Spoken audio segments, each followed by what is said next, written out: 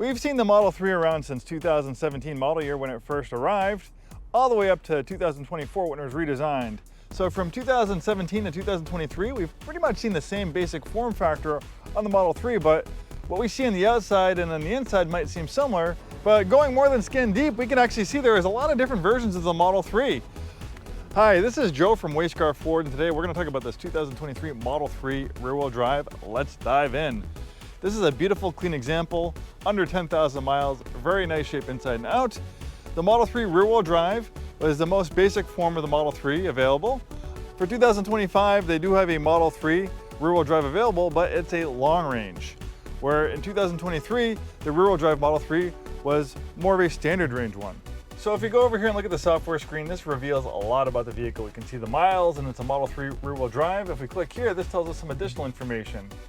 We can see the high voltage battery is lithium iron phosphate. So that's a big battery underneath the vehicle that powers it. So Tesla has used different battery chemistry over the years. Right now, as of September 2025, the only battery technology you can get on a new Tesla in the US market is lithium-ion batteries. So there's actually a big difference between lithium-ion and lithium-iron. They sound similar. For the most part, people just call the lithium iron, like pumping iron, LFP batteries, and they call them, lithium-ion, lithium-ion. So they sound a little bit different, but they're very different. There are a lot of noticeable difference with this battery technology. If we take a look at this charging menu, we can see that we have this set all the way up to 100%.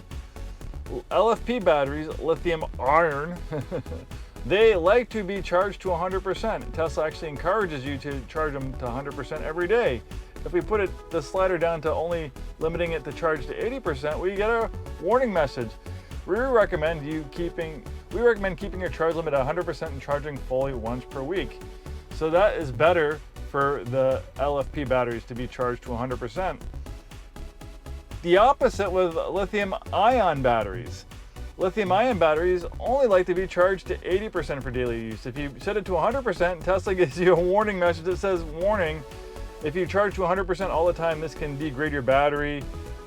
We recommend you charging to 80% for daily use. Every once in a while for a road trip with the lithium-ion batteries, it's perfectly fine to charge them to 100%. For the happy life of your Tesla, you want to charge to 80% with those lithium-ion batteries.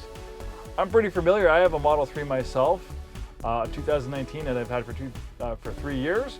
That actually uses lithium-ion batteries. So technically on paper, my Tesla has a fully charged range of 240 miles, but my vehicle is a 2019, it's 2025. So you see a little bit of a battery degradation over the years with electric vehicles.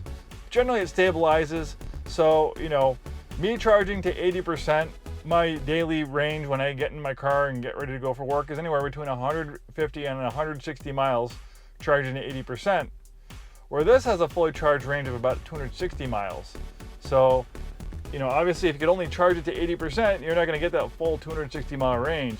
But being able to charge to 100% every day when you get in your vehicle, you have the full potential range to use on your EV. So that is the difference with LFP batteries. There are also some other differences. LFP batteries are generally less expensive to produce, so they put them in the more affordable EVs. Hence this, entry level is, relatively speaking, you'd compare this to a premium vehicle like a BMW or Mercedes, but this was, when it was new, one of the most affordable Tesla products that you can buy.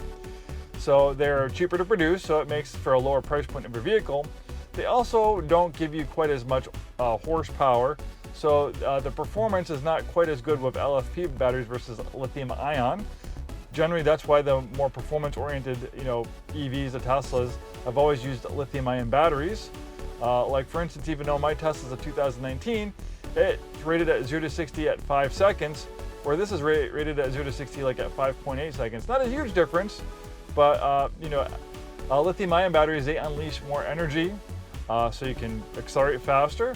And they're more energy dense, so for the amount of energy they hold, they weigh less than LFP batteries. So my Tesla actually probably weighs about 300 to 400 pounds less than this one.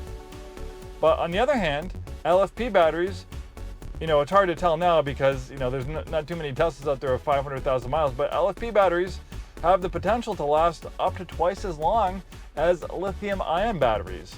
So this could potentially go 400, 500,000 miles before the battery goes bad on it. Most likely the vehicle will probably wear out before the battery goes bad. So they're talking about ways to recycle batteries in EVs because they're thinking that batteries are so robust these days that they'll actually outlast EVs. So they might recycle those batteries and put them in like, large battery packs and stuff like that for energy storage and things like that. So that's the deal with the LFP batteries. Tesla probably will come back to putting LFP batteries in their US Teslas. The reasons why they don't is because LFP batteries are made in China. The best ones are made out there.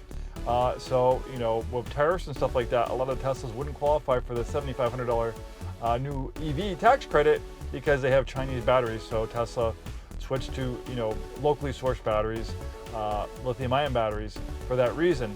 But as of the end of this month, at the end of September 2025, that $7,500 tax credit goes away, and I am pretty sure we'll see Tesla starting to put those more affordable LFP batteries back in their Teslas. We will see shortly. I have a tendency to ramble on about these Teslas because there's just so much to talk about. They're so different than any other vehicle, but I'll try to make it quick. We have a nice clean sheet interior. It's not overly cluttered with buttons and knobs because the majority of the functionality is in the screen. It might be a negative for some or a positive for others. For those of you who view it as a negative, I say give it a chance. This is like using a giant iPad. It's like using a giant smartphone. The user interface is very ingeniously designed. It was almost like it was designed by Apple. There's a depth to the screen that you're not going to find on any other vehicle. The reason being is Tesla is a vertically integrated company. They make the majority of their parts in-house. They program, they write their firmware. Where a lot of other manufacturers, the screens and infotainment systems, they're made by other companies. The manufacturers don't have control of what's going on here and integration because other companies make it. So if they have to fix or update something, they have to call that company on the phone and say, hey, we want to make this change, and the company will be like, okay, we'll do a firmware update. We'll get you that change in 3 or 4 months. Or Tesla can do that change in 3 or 4 days because they do everything in-house. So the animations, the integration, the vehicle being able to play a light show, all this stuff pretty much cannot be done by any other manufacturer because they don't make the MCU, they don't make the central brain, they don't write the software and firmware for it. Tesla does. They have a control and synergy over their software unlike any other manufacturer.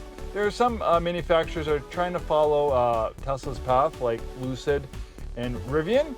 But Tesla's been playing this game since 2008 when they first came out with the Tesla Roadster, and in 2012 when we first saw the Model S come out with that huge vertical screen that everyone copied over their software updates. That was all new stuff that we can see people, over a decade later, still trying to get to that point. But Tesla has just gone that much further. So yeah, we're dealing with some pretty amazing technology here. You have live Google Maps with premium connectivity. You can also stream video, Netflix, YouTube, Twitch. Can't do this while you're driving, you can do it while you're parked. So if you're charging, passing time away, great thing to do. You can play video games. Some like the driving games, you can actually use the steering wheel and the brake and accelerator to drive the game, to drive the car in the game. You can also get like a Bluetooth Xbox style controller to play some of the games. It's pretty cool. They're constantly updating it, adding new stuff. And also looking at this Tesla, another good thing to look at, and not all EVs are created equal. Some EVs make it optional, but Tesla has a standard heat pump. The heat pump really makes a big difference on making these things much more efficient in colder weather. My Tesla doesn't have a heat pump because they didn't start putting heat pumps in these till 2021. So, my efficiency definitely takes a big dip when it starts getting close to freezing weather. A heat pump, just like the heat pump in your house, this makes more efficient use of the cabin heater because unlike a gas car, a nice dividend of these gas cars is when the engines are running, they create heat. So you can use that excess heat from the engine to heat the cabin.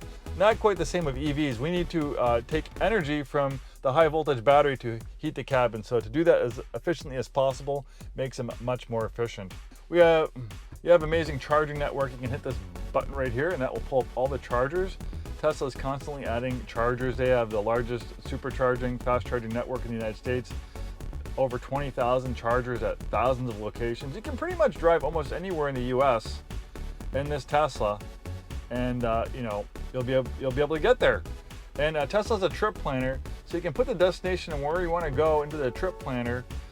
Even if you want to drive, even if you want to drive 650 miles, if you want to drive to San Francisco, the trip planner will plan your whole trip there. It'll tell you where to charge for, how long to charge for. It'll tell you how much range you'll have when you get to the charger, how much range when you get to the destination. And it's not going to have you charge the whole time. To make the most efficient use of the battery, it'll only have you charge for like 16 minutes, or 10 minutes, 13 minutes, 11 minutes. You can get a full charge in 20 minutes, but the way batteries charge is the fuller they get, the slower the rate of charge goes. So the trip planner will actually figure the most efficient amount of time to charge at these locations versus time and distance to get to your destination as fast as possible. And Tesla's added a lot of cool stuff. You can get like live weather updates. I mean, they're constantly adding stuff with these over-the-air updates. This is one of the few vehicles that actually gets better the older it gets. This car didn't have a lot of these features when it came out in 2023. It didn't have this. You have like a live weather radar. I mean, what car can you pull up live weather radar in? I mean, as many as people poo-poo on Teslas, I mean, this is pretty amazing stuff here. Then you have the toy box where you can play a light show. You have the silly things like the whoopee cushion. If you wrap the car, you can change the color of your vehicle's avatar to match the wrap. You do metallic and matte. Put it back to original. You have a boombox where you can talk through the horn. Hey, what are you doing over there? You can also change the sound of your horn. For instance, we can make the horn sound like a goat. Let's check it out. Oh, look, we have a goat over there too. Oh, you didn't like that.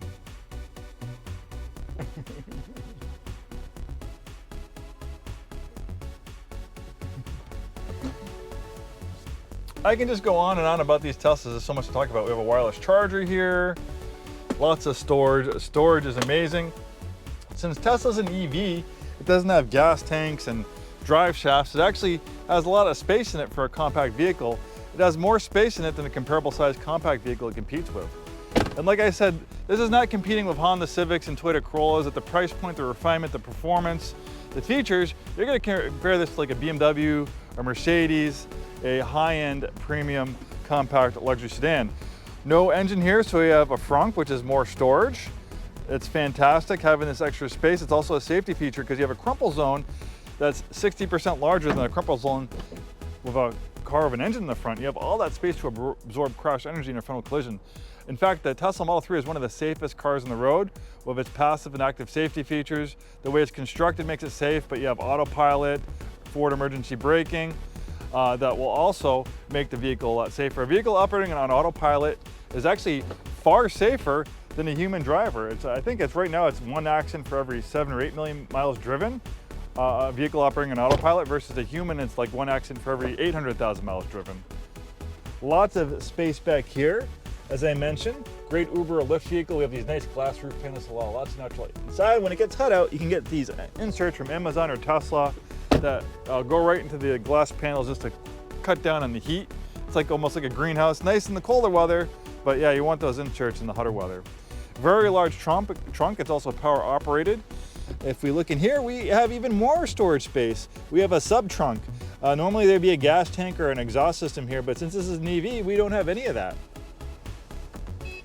Us here in the Pacific Northwest, we can really benefit from EVs because we have some of the highest gas prices. I was just gassing up my van, $4 a gallon for regular. And then we have some of the lowest utility rates because we got a lot of our energy. Look, we got all sorts of pets over here. We got goats, you got rabbits. We get our energy from hydroelectric, so we have some of the lowest utility rates in the whole entire country. So even more so, us here in the Pacific Northwest, we can really benefit from EVs. And EVs are far more efficient than any other vehicle on the road, regardless of where that energy comes to charge them. This has the equivalent of the battery holds the equivalent of about 2 or 3 gallons of gas, the energy equivalent of 2 or 3 gallons of gas. Or you have a regular car that has 2 or 3 gallons of gas and go maybe 100 miles, where this can go over 200 miles because an EV just makes much more efficient use of its power, its energy. Like for instance, when you're at a dead stop, the engine's still not idling and using gas. No energy really is being used when you're at a dead stop. when you're slowing down, you have regenerative braking, so it's using the electric motors to recapture that energy, braking the vehicle and putting it back in the battery. That also makes the brakes last a lot longer too. I mean, most people who own Teslas and EVs will never really have to do brakes on it. And that goes into maintenance. With dozens of moving parts versus thousands, you have a very low maintenance cost. It's almost like having an appliance. There's no big 60, 90K services, no spark plugs, no oil changes, no coolant flushes, no fuel system cleansings. It can get really expensive to do dealer maintenance, especially in premium vehicles like BMWs and Mercedes. Think about how expensive it is to service one of those. That's what this again is competing with. And these pre-owned Teslas are very affordable. When I bought my Tesla, I hate to say, I paid $50,000 for my Model 3 in a used market, but that's what they were going for. There weren't that many on the road. People were paying exclusive prices for them. But now Tesla has made millions and millions of these, so they said they sold so many new Teslas now that there are so many on the pre-owned market, and you can find lots of these nice Model 3s for well under $30,000.